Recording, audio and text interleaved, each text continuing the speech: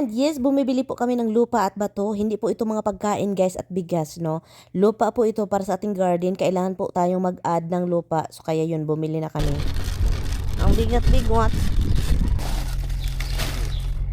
At nairita na si Mr. dito kasi ayaw ko siyang patulungin. Ang bait ko kasi, sobrang strong ko. Charot. We don't need that. Ito lang yun siya guys. At saka, seed. Leso ng damo, ha?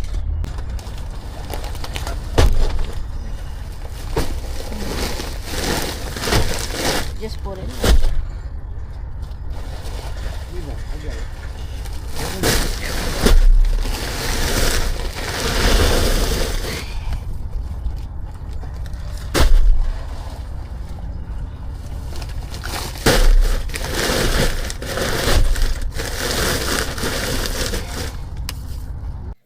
Oy, my baby, layas-layas na. So, yun na nga, after how many days, nag-off ang aking asawa. Andito na naman siya, patungo naman siya trabaho. Iiwan na naman ang kanyang asawang Inday Miriam na walang trabaho. Kundi kakain at matulog. Ayun lang ang aking trabaho. Alam niyo kung anong sabi ni Mister? Doon daw ako pinakamagaling yung trabaho na yan. Anyway, so yun, mag-bye-bye lang kami guys, no? Pero si Mister talagang hindi man talaga mawala sa yung mga alaga talaga yung nasa isip niya guys, no? Andin si Inday Miriam na magbabay lang ako dito sa aking masawa guys. Kasi talagang gustong-gusto niya magtrabaho kahit sobrang pagod na. At ako naman dito is sobrang sad naman. At of course, dito ako magaling mag-video at halik-halikan natin yung asawa ko kasi hindi na naman yun babalik for 2 nights. Yun yung sabi niya sa akin guys, hindi na siya babalik. Pero nagtataka ako, wala siyang dalang damit. Iwan ko na lang kung anong plano nito asawa ko. Baka marami siyang damit doon sa kabila. Charot, anong kabila yan? Marami na naman dito magsasabi na may iba yan asawa ko. Ay talaga Miriam. So yun, umaga na guys. At meron tayong bisita galing ito sa kapitbahay guys. Itong kapitbahay no, ang pusa talaga nila kasi mahilig talaga siyang magpunta dyan sa bahay. And then ito namang mga pusa ko na mahal ni Mister. Ay nasasad sila guys kasi gustong gusto nila niya maranasan no. Yung nakatira sa labas ba, yung parang wild ba, outdoor cat. Pero ito talagang mga cat ni Tammy, mga pusa namin, bawal mo silang i-outdoor guys. Takot si Mister baka matangag daw.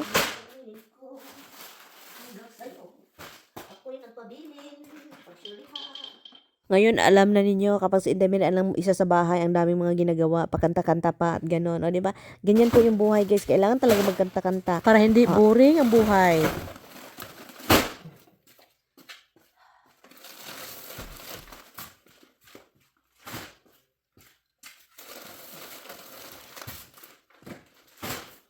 Halatang taga-bukid. Abti kayo mga ano. Abti kayo karga. Or discarga. Abti kayo mag-asa-asa. Proud taga-bukid.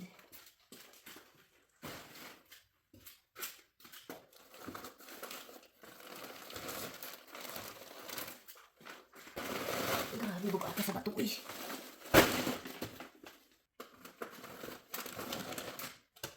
Magandang mag-ano dito. Yung mag-camping-camping. Ganitong sasakyan. Fights na oh. Maglagay ng kama. Dito. Bed. Airbed. Fights na. Nag-imagine ako dito guys. Dalhin ko to ba? Yung parang mag-shopping ko ba?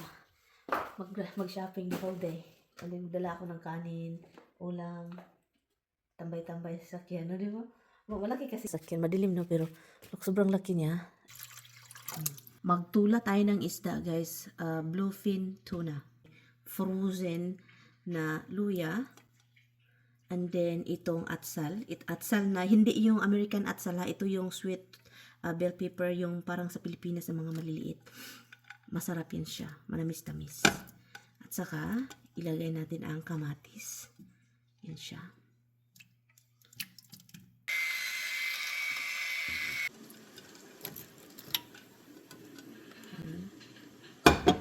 So, ilagay natin ang ating bluefin tuna. Frozen, guys. Pero, hindi na siya frozen, ha? Na-defrost na siya. So,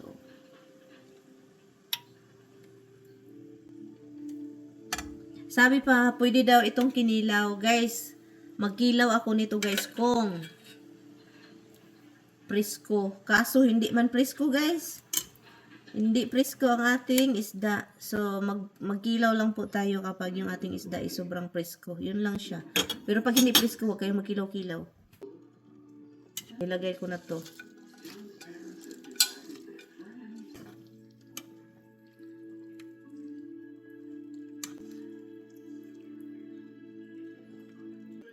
Frozen malunggay. Hinugasan ko siya, guys. Wala siyang tubig ba? Dinidrain ko din siya, no?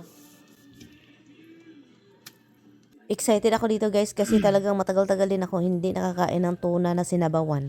At alam naman natin iba talaga ang presko at iba yung frozen. Nag-excited tuloy ako sa aking dinner guys kasi alam nyo na tinulang isda, bluefin tuna pa. Pula-pula pa. Bakit pula? Kailangan natin lutuing matagal kasi frozen. So yun, matagal-tagal na siya dito guys, nakasalang sa ating apoy. At nagtataka pa rin ako kasi mayroon pa siyang pink. So nag-research ako guys kung ano ba talaga ang karne ng bluefin tuna. Ganyan po talaga pala siya, mapink-pink sa loob. Tara, lalabas tayo para magtanim, para magsugod na tanim sa ating gardini na madumihi pa. Wala pa nalilinisi, so kaya kailangan siyang ibut-ibutin yung mga damuhi. Ang daming damuhi, tara guys, samahan niyo aki.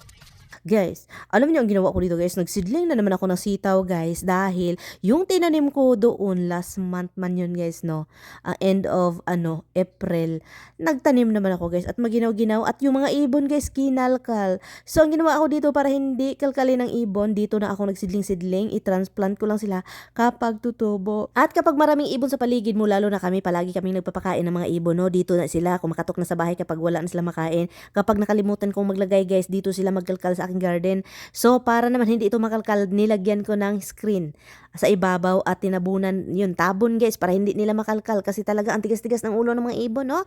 Para talaga silang may utak. May utak naman talaga sila, no? Ako lang naman talaga wala. Ay, charot. Dito na naman tayo sa kabila guys ng ating garden bed kasi kailangan ko din ditong linisin. At isa pa, sabi pa ng mga viewers ko guys, Indemirian, palihog naman no, wag ka nang lalabas ng bahay mo. Nakakatakot naman kasi. Ikaw lang dyan mag-isa sa bahay at walang mister mo. Kaya nga andito ako sa labas guys, lumabas ako ng bahay para hindi ako maburyo guys. Kasi kung andun ako sa loob guys na palagi na akong kumakain, walang ginawa sa buhay, ay murag yung hugtubol guys kapag lumaki yung tiyan ko at saka yung hindi pa ako mataas na babae, na murang na yung hugtubol giligid-ligid. Ewan ko na lang sa ibang viewers ko no, takot talaga sila guys, sabi pa nila ako lang mag-isa.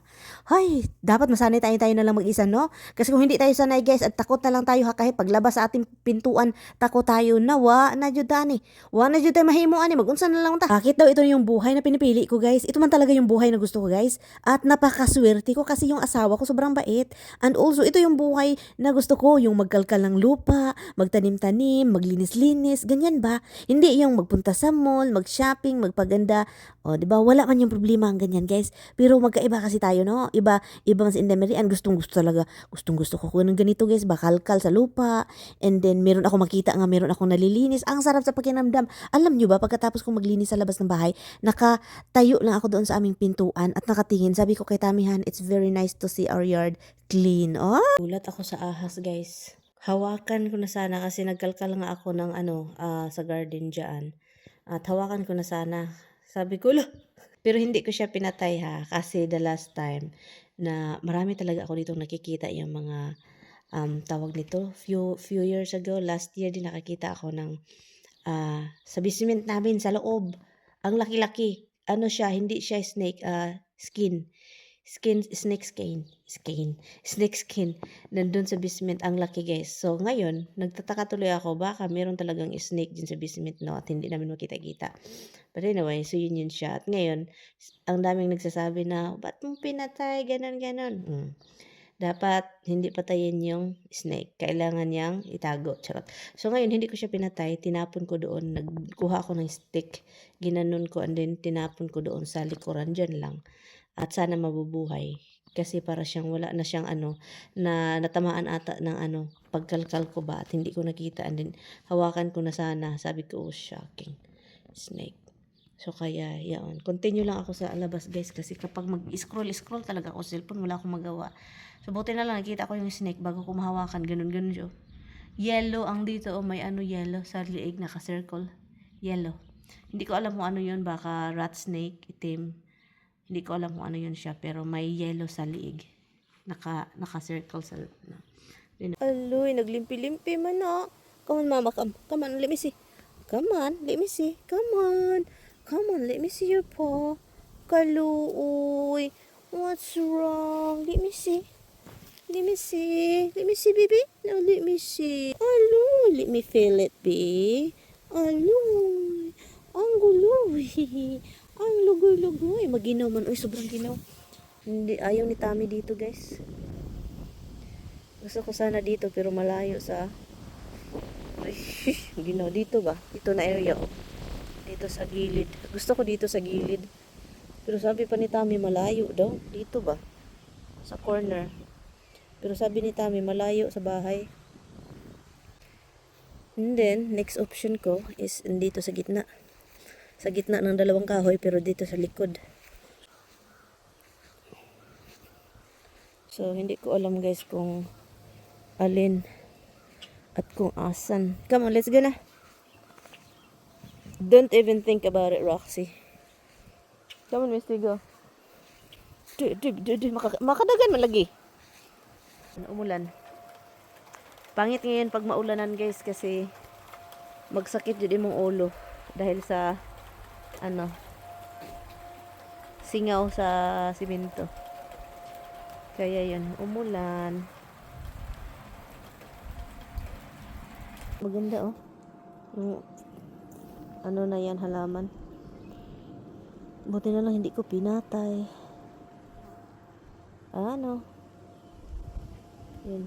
Mahangin-hangin, kaya maginaw. Yung temperature is very low. Yan.